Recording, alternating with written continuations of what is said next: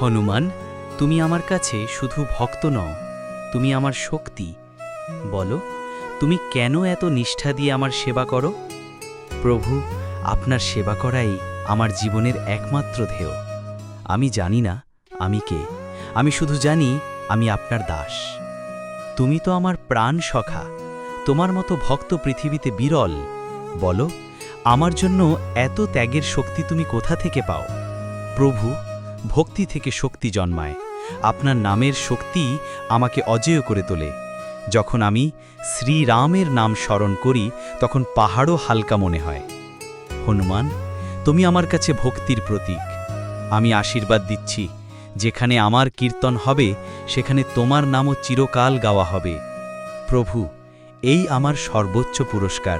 আমার শুধু একটাই প্রার্থনা, যত জন্মই হোক প্রতিটি জন্মে যেন আমি আপনার নামের সেবা করতে পারি। জয় শ্রীরাম।